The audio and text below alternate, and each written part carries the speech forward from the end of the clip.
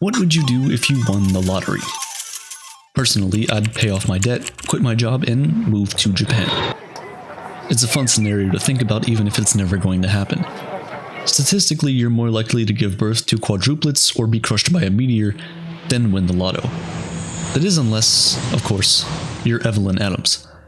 In 1985's Adam won a $3.9 million jackpot from the New Jersey State Lottery. Just 4 months later, she won again, bringing her total payout to $5.4 million, nearly $15 million in today's money. Adams was basically the first person in American history to ever win multiple million-dollar prizes. Basically overnight, she went from working in a convenience store to being worth more than some CEOs. With her newfound wealth, Adams paid off bills, set up a college fund for her daughter, bought a car, and lavished friends and family with gifts. You'd think a story like this would come with a happily ever after finale, but you'd be very wrong. Soon after winning, Adams noticed her privacy rapidly disappearing. She felt that she couldn't go anywhere without being recognized, and while some people celebrated her good luck, others resented her for it. Still, more came to her asking for money. She put a stop to her plans to go to school and study music, made several bad business deals, and ended up giving away a substantial portion of her wealth. By 2012, she had lost her entire fortune after gambling away the last of it at the casinos in Atlantic City. Today, she lives in a trailer park. Adams would later say about her experience, "I won the American dream, but I lost it too. It was a very hard fall. It's called rock bottom." The story of Evelyn Adams isn't unusual. Multiple lottery winners have found their supposed good luck quickly turn sour as the sudden influx of cash ruined their lives. I guess the saying is true: money can't buy happiness. Except it isn't. Scientific research has demonstrated a positive correlation between wealth and individual happiness. The key, it turns out, is knowing how to use that money to buy happiness and not just having it. But to understand this, we need to answer the question, what is happiness? You'd think it would be fairly simple to define, but from a psychological perspective, happiness is actually quite complicated. There are hundreds of different neurotransmitters that contribute to our unique understanding of what feels good. Each one plays a specific role and is responsible for a range of different emotional experiences, but by far the most important of these are dopamine, serotonin, and oxytocin. Dopamine is strongly tied to our reward center. Serotonin helps us relax. Oxytocin helps us bond and form relationships. Taken together, these three molecules could be called the happiness trifecta, a potent chemical cocktail responsible for feelings of excitement, bliss, contentment, and every other positive emotion. Neurochemistry aside, our subjective interpretations of happiness can roughly be divided into two categories: pleasure and purpose. Pleasure is the short-term, day-to-day happiness that we get from a good meal, spending time with friends, or going for a jog. We might refer to this more simply as mood. Purpose is the harder to define sense of fulfillment we gain when we feel that our life has meaning. This delineation goes all the way back to Aristotle, and scientists today still use it as a way of evaluating an individual's overall happiness. There's a significant difference between pleasure and purpose, and just because a person has one doesn't guarantee the other. Take a new college student, for instance. They may experience frequent daily pleasure in the form of spending time with friends, attending social events, and enjoying a much greater level of personal freedom and independence. Yet this same person may struggle to figure out what exactly they want to do with their life. This causes them stress and contributes to low levels of life satisfaction. Conversely, a successful CEO or entrepreneur can feel that sense of purpose in their work, while having low amounts of daily pleasure. The burden of running a massive company weighing on them and sucking the joy out of even their favorite hobbies. Happiness, then, is when we experience both pleasure and purpose simultaneously. A truly happy person is someone who is able to find enjoyment in their daily experiences while also working towards larger goals to give their life meaning. If we're going to use money to increase our happiness, we should then consider using it to enhance both our pleasure and purpose. You may think the simple solution is to just make more money. I mean, if I have more money, I can spend it on things that give me pleasure while using those same resources to pursue my purpose. Well, kind of. You see, there's actually some evidence that supports this. Unfortunately, once you really start digging into the data, the picture gets a bit messy. A now famous 2010 Princeton University study has often been cited as finding that there's a limit to the amount of happiness money can bring us. Specifically, that $75,000 appears to be the ceiling, and that beyond that, the benefits plateau. Except this isn't what the study found at all. What it actually demonstrated is that while daily pleasure caps at $75K, overall life purpose continues to grow alongside income. It's a classic case of the media focusing on the sensational while ignoring the larger context. And here especially, the larger context is key. Another study conducted in 2018 reinforced the original $75,000 figure for pleasure, but also reported that a second ceiling of $95,000 for purpose. It's important to note that the 2010 study only evaluated around 450,000 people in the United States. The 2018 survey, meanwhile, included 1.7 million individuals from around the world and found a substantial variation between cultures. In wealthier countries, for example, caps appeared higher, and in certain regions, incomes beyond this limit were actually associated with decreased happiness.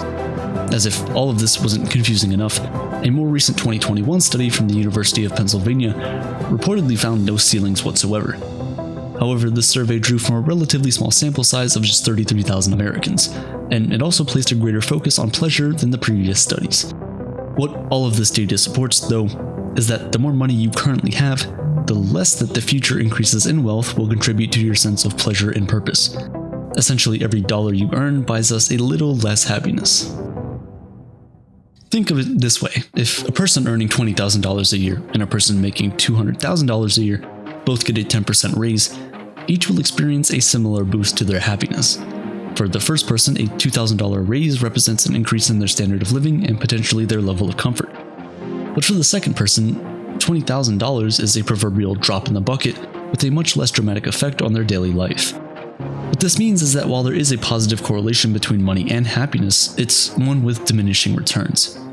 Once you've passed a certain threshold, it takes increasingly larger amounts of money to trigger the same neurological release of feel-good chemicals as when you had less.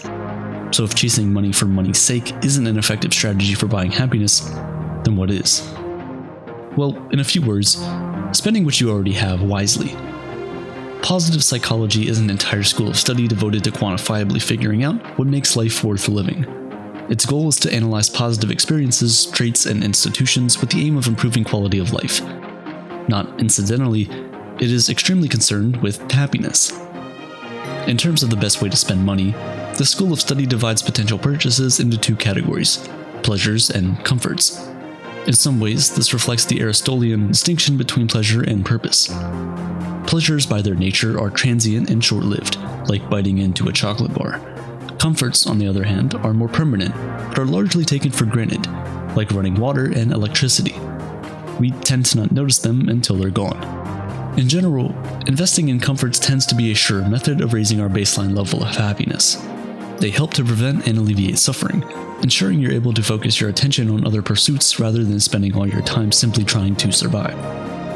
Things like a reliable vehicle, a house in a safe neighborhood, and for nations without socialized medicine, quality health insurance are all comforts essential for improving an individual's quality of life. Perhaps the most important comfort a person can invest in is leisure time. Time is, after all, the only resource we can't get more of. As such, it has a much higher value than any currency. Having leisure time means we're free to pursue the kinds of experiences that give our life both pleasure and purpose. Studies have found that these kinds of activities are a more reliable source of happiness than any material purchase. No matter how excited you were when you bought that new smartphone, eventually it'll age. The screen will crack and the battery will die, and a new model will come along and become the new object of your desire. Just watch my entire video on planned obsolescence and you'll kind of understand what I mean. On the other hand, a once-in-a-lifetime trip to a foreign country will be remembered for years afterwards. What starts out as a trip will become a story you share again and again, providing you with a continuous source of joy. Of course, you don't have to spend a fortune on an overseas vacation just to find a little happiness. Going to a concert, taking a hiking trip, or simply getting dinner with friends offers the same benefits. Perhaps the best experiences to invest in are those that allow us to improve ourselves at the same time. Learning a new skill or taking classes at a local university creates feelings of personal growth and progress. In fact, skill mastery is an important tool used in cognitive behavior therapy to help combat a variety of mood disorders, from borderline personality disorder to depression. This strategy can be adopted by anyone in order to boost our self-confidence and sense of purpose. If you can participate in these kinds of experiences alongside loved ones, because far and away, what makes humans the happiest is their connection with one another. We are innately social creatures. We want to feel like we belong, that we're loved and accepted. The best way then to spend our money is by using it to nurture our relationships. A great way to do this is through experiences where we can spend time with those that we love, engaging in hobbies and other fun activities. But what's even more powerful is giving. You don't have to give all your money away to reap the rewards, so be smart with what you give and make sure that it's well within your means. Psychologically speaking, the benefits of giving can be observed in children prior to the age of 2. Before many of us are even able to walk or talk, we already understand the joy of sharing. This isn't just some hokey feel-good sentiment. Rather, it's directly related to our neurochemistry. When we give someone a gift, we're rewarded with a surge of oxytocin. This improves our mood, decreases stress, and gives us a feeling of security as we strengthen our social connections. Oxytocin also has the added benefit of boosting serotonin and dopamine, further contributing to an overall positive emotional experience. This process is an evolutionary adaptation meant to promote the kinds of prosocial behaviors that contribute to the overall well-being and survival of the tribe.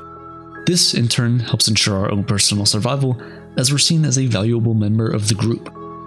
Giving, then, is kind of a life hack for happiness. Buying a gift for a friend or donating to a charity produces a dependable source of both pleasure and purpose. These don't have to take the form of grand dramatic gestures. Everyday acts of kindness can allow us to reliably tap into this natural biological process. Considering this, maybe the adage should be, money can buy happiness, so long as it is spent on someone else. Keep this in mind if you ever win the lottery. But even if you don't, even if you never founded a Fortune 500 company or come up with some revolutionary new invention, the money you do have can still make you happy. By investing more in comforts than pleasures, spending more in experiences, and nurturing the relationships around us, we might just discover that we're richer than we could have ever imagined.